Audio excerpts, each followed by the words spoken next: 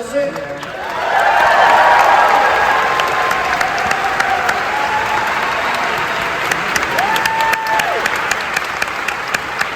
And then another person. Mariska.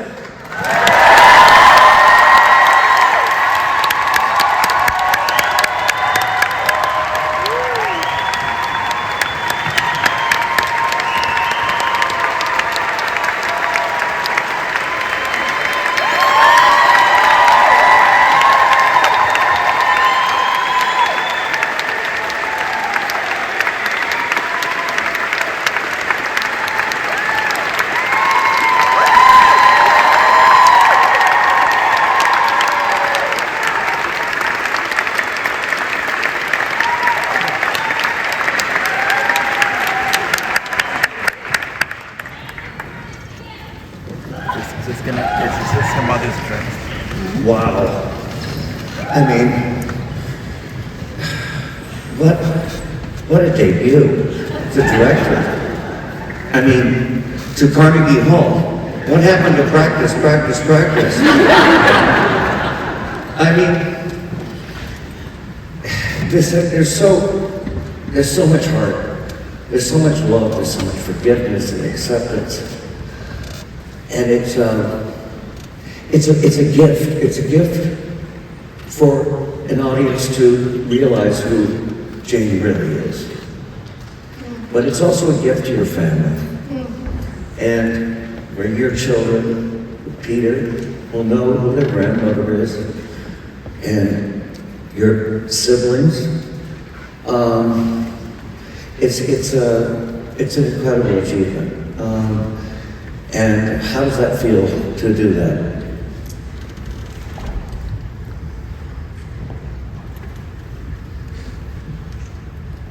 I'm in a profound moment of gratitude for my family.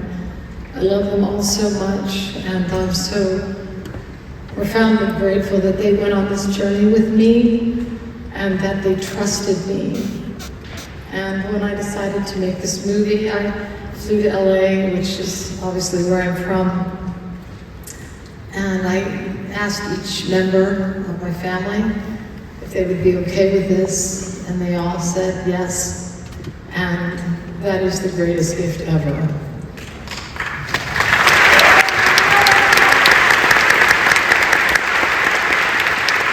after that, thank you so much for going on this ride with me.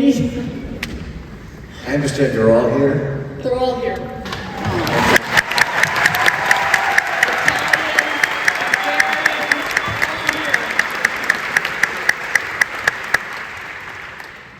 You know, you said you felt your mother's presence. Yeah. And, you know, when you work on something like this. And, I wondered if you felt it when you were beginning and thinking about it, or was it when you were doing a particular interview, or the editing room where you saw what you're just going to present to the world? I mean, and Mickey as well. I mean, when did you get those kind of feelings? You mean when did I feel her with me? Yes. As I got to know her, I think that as a kid it was so hard to see your mother in a pose and to take down sort of the curtain, if you will, and find those precious, candid moments and to listen to her speak. I mean, the gift of this movie for us as filmmakers was, and every documentarian in here, is the archival. It was a gift from God, the archival that we had to work with. And forget as a filmmaker, or director, or editor, or producer, just as a person, as a little girl looking for their mother. And then I just got all this footage of her, all these moments of her speaking with her grounded voice and not playing the role. And that's what I wanted, that's what I was after. So there were moments in the editing room where I just go, oh, there she is, there she is, there she is. Did you have, you say that, you know, you just had a couple of memories of your mother, and I love the way you said that you weren't even sure that they actually really happened. Yeah. But did making this movie, did it spark memories that you didn't realize you had, that had been buried? No, it didn't. Not one, people, not one. I never thought about your family once. No, but you know, that's the gift of it, is that I didn't need my own memories. Yeah. The gifts that my siblings gave me, those precious moments that my siblings gave me, are gold and are so fulfilling to me and to my soul. And there was such a sense of completion. And one of the things that was so beautiful is, I mean, obviously I was very sexy time. Anyway, no, one of the things that I went into the movie truly not liking the sound of my mother's voice. I couldn't take it. And I only felt comfortable with people with very low voices. It was like, okay, there you are. But when people have high voice, it stressed me out, or that, you know. And so, even at the beginning, listening to it, I was like, cringe. And then as the movie went on, and I got to hear her real voice, and tonight as I was getting ready, I was playing her music and listening to songs that I'd heard before, and everything has been reframed for me. Everything has been reframed.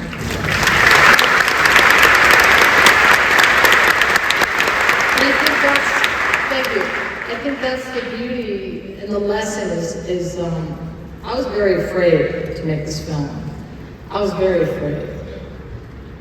And learning to lean into the sharp edges and tolerate the uncomfortable feelings and sort of breathe through it, and then coming out the other side with this gorgeous support and these beautiful humans, all these people that were just trying to do the best they can, and they did. I look at it now and I think, like, I'm so grateful for the choices that were made for me. So I thank you for that.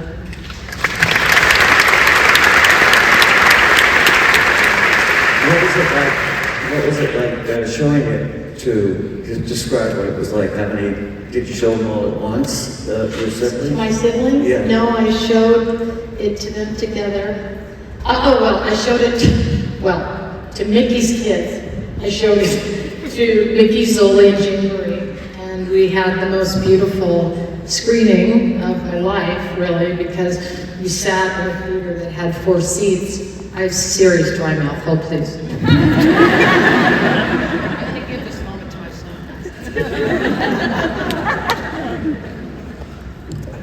That's confidence. No, but we sat in a screening, and a screening room that had 4 seats across, and within 3 minutes, my sister and I were in one seat, and my 2 brothers were in the other, and we held each other for the entire movie, the 4 of us.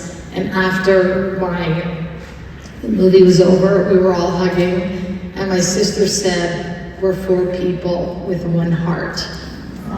And it was one of the greatest gifts. And then I went to Vegas to show the family. And it was the same. We just had the most exquisite experience, and I'm just so grateful. What I really want to talk about right now is my filmmaking team. I want to talk. I'm going to do this one here to my right. This is our second film together.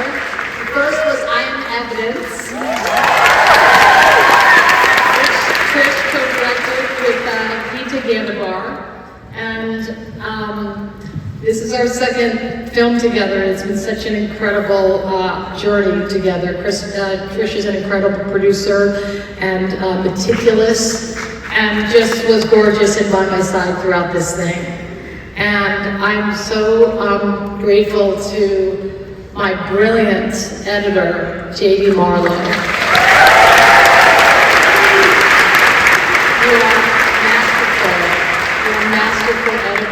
I called him the surgeon, but I was just in awe, and just want to say thank you to Sarah Wasserman and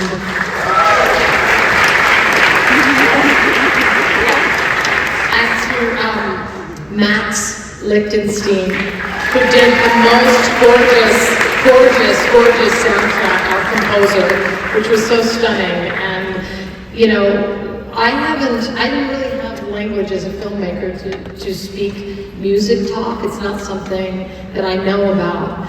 And I'd be in the room with them going, oh, that's too much there. And he'd be like, okay, what? Yeah, I got it. And he just, thank you, Max, for speaking my emotional language. And Steve Bennett, wow, that was great. Steve Bennett, our producer, and Melissa Glassman, co-producer.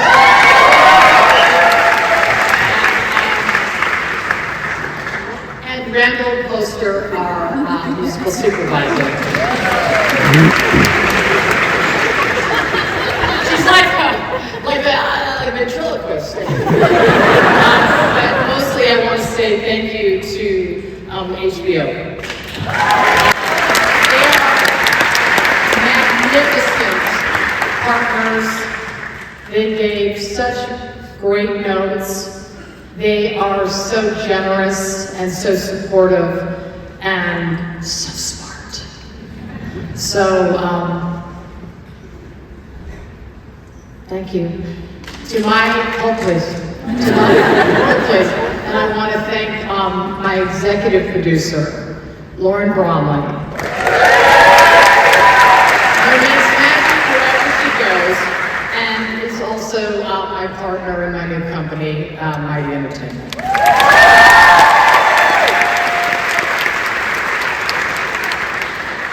When I was 7, I do want to ask you, have you ever thought that if you didn't go back after it being weird the first time to go to the Jane Mansfield President's Fan Club? I mean... Super freaky! But if you didn't go back a second time, for whatever reason... I was a people pleaser, Griffin. Well, it worked out. I mean, it changed your life. That arbitrary, I think I'm going to go back. For whatever reason. I mean, there's so many things that were, like, divine. Yeah. You know? Literally divine. And one of the biggest things is, I feel like this movie has been divinely protected. Here's the deal. I always felt different as a kid. I always knew something was up. I didn't know what it was. But I always knew. You know, my brother has blonde hair and blue eyes. My other brother has blonde hair and blue eyes. My sister had light brown hair and blue eyes. My other brother has light brown hair, and then I come out with this black hair and these dark chocolate eyes. Gorgeous. And I just always, felt something, felt different. So when my grandmother said that to me, which, by the way, weird. Yeah. I'm all you have. Oh, that's nice. But so there were so many sort of invisible threads, but what I find so amazing is that this story has not gone out there, and it was mine to tell.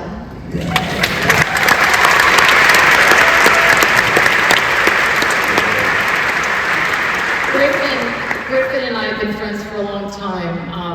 We did a TV show, David Lynch TV show together when I was in my very early 20s.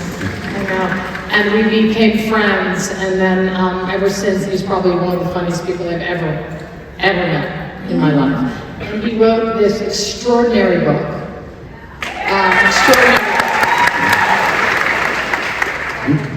Friday Afternoon Club. Friday Afternoon Club, that is so brave and so brilliantly written and so tender and moved me so much. And so as the book came out and I was reading it, I felt so close to you, and I kept calling her, oh my God, we're the same place. We're the exact same thing, exact time. I'm like, you gotta see this movie. He's like, yeah, I'm busy, sweetie. I'm just so honored that you're here. And Oh my God, I can't believe you asked me, and I'm not finished. I have a few more questions. I have a heart out at 11. But you know what? One of my earliest memories, long before I would ever know I would know you, was being in the back seat of my parents' car, and every time we were on Sunset Boulevard, we'd pass Jane and Mickey's house, and my dad would go, "I'm 5." He'd go, "That's Jane Mansfield's house," and he must have said it 40 times. I go, "Yeah, no, Dad, you know." And then, you know, one thing about your mom that kind of I wondered about was after St. Peter's to ask Nelson that question. And do you think it was a hypothetical question or It was a test. Well, it was also. It was a test. It also, I thought, was she thinking about Mickey if she went back and... She knew that Mickey loved her unconditionally. Right. She knew no matter what, Mickey would take her back. And I think they were young, first of all, they were so young. And I think she was saying, like, are you tough enough for love? Right. I mean, it's a crazy question, not a great choice. I don't know that I would have asked it, but it was a test. Yeah. And I understood it, and finding those letters were, again, such an incredible gift. To like, all of my questions were answered. I was in my grandmother's up in Colorado, and I was in a closet. She asked me to get something, and I found all these letters that were like from her to me, saying, "Here's what happened," and that was such a gift. And so the thing is that my dad was the greatest father in the world. He sure was. And I'm so grateful to Nelson for making the choice that he made and for doing the noble, right thing.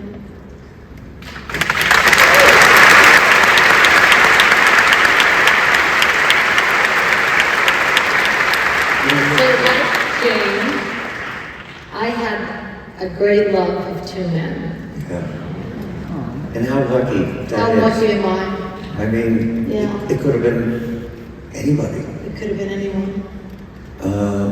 Well, you lucked out there. I certainly did. He's a very sweet man and has lovely daughters.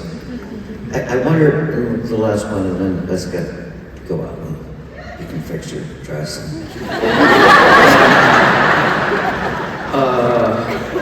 When you did tell your dad the first time, Mickey, Yeah. and you told him what you had found out, even though you never talked about it, was there a slight sea change in the way you related to each other?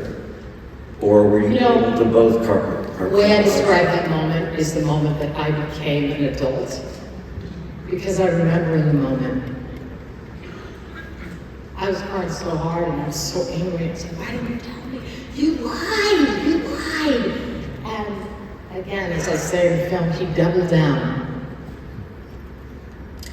And I realized in that moment, he had a new reality, and this was it. And he stuck by his commitment, and I said, I got it. I got it. I can carry this. And I didn't want to upset him. And I said, I can handle the truth. And the truth is, at the time, quite painful. But that's the moment where I felt his love, devotion, and commitment. And it didn't matter.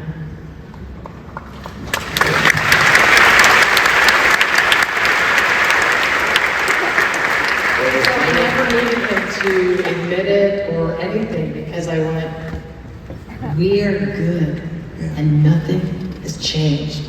Anything, it's deepened. I just think it's such a beautiful story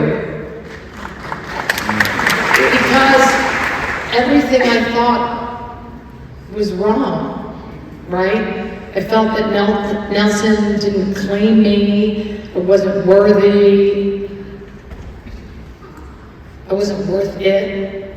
I mean, all this story that I told myself, and it was all wrong, and I just wanted to find out what happened, and sort of what happened is so beautiful.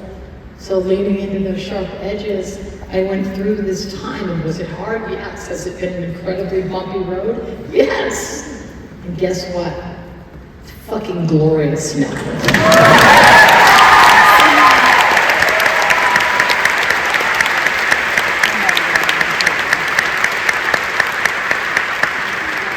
Thank you so much for opening yourself, for being so brave and such a great filmmaker. And it's absolutely, you did it.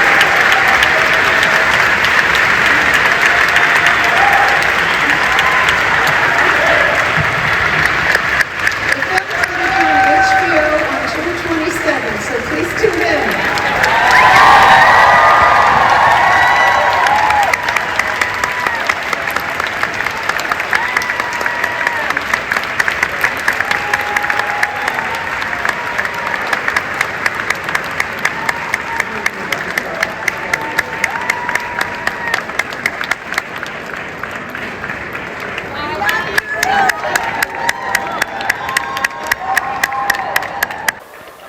How sweet. Very sweet of all of you.